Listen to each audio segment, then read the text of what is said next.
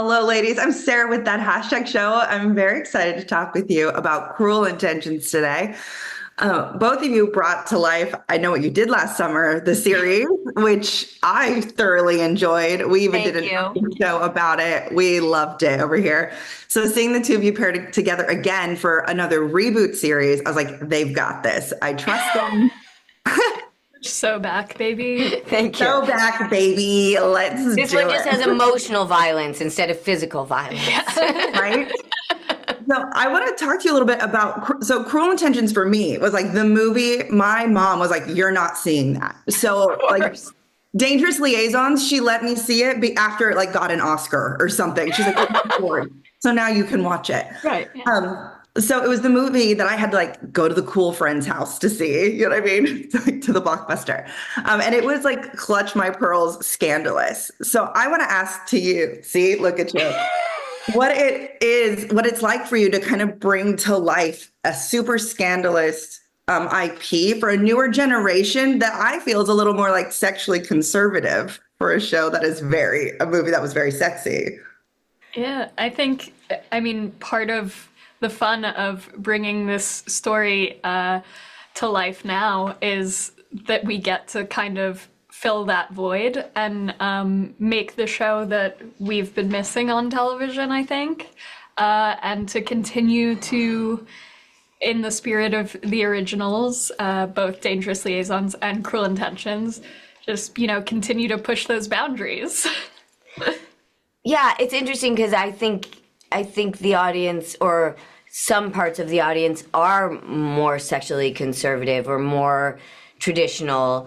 And I think at the time, the movie was a lot of people's sexual awakening. I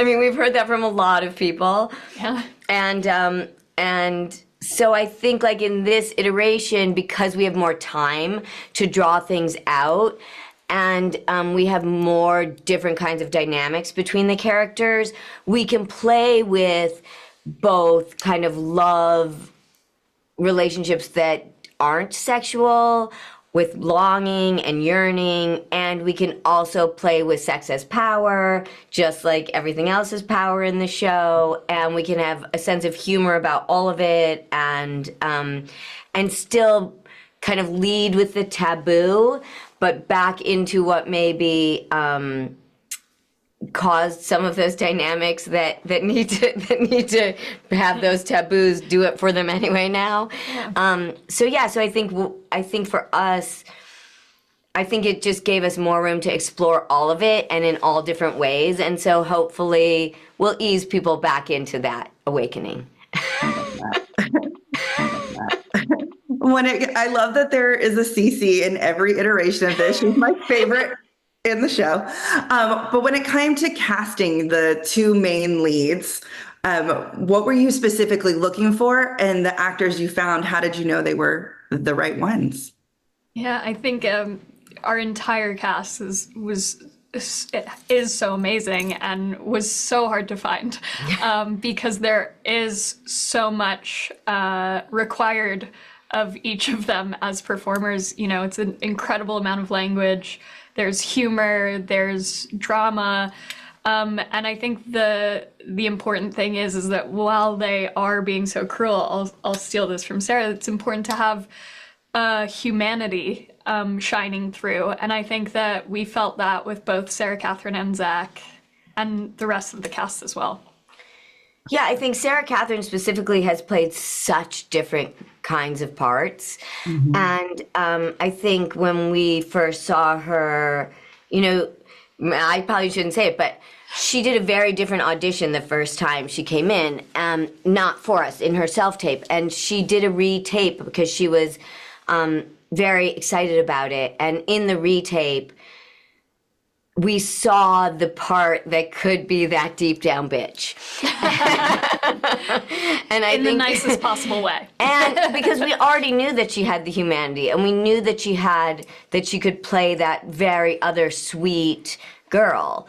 And once we saw that, I think she became the front runner very quickly. And then seeing her in all of these chem reads and all of the callbacks, and at a certain point, and I remember very clearly where it was, and it's not with someone who is cast.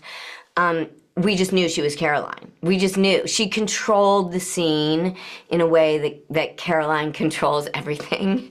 and we knew that no matter how sweet Sarah Catherine is as a person and all of the other roles she played, that she was just perfect. She's got that stone cold bitch in her. We love it. Stone cold bitch energy is what we'll go with. Need a little more of that. That's right. She's a thoroughbred. Yeah. I like it. And then my last thing, just something fun. Cruel Intentions, as I shared, was like my pearl clutching Mother Won't Let Me See It movie. What was that movie or show for you? For me, I'll say it is another a Reese Witherspoon vehicle. Do you remember in the movie Fear when they're on The roller coaster. I can't hear that song without going straight there. Wild Horses. Everyone's like, Buffy. No, it's Fear. That one really did me in. I wasn't allowed to watch TV as a kid, which is probably why I only do that now. Now she makes it. So I think it was, honestly, I think it was in books that I had those moments, because I wasn't allowed to watch TV. Flowers in the Attic. Well, Flowers in the Attic was certainly one of them. Judy Blume Forever.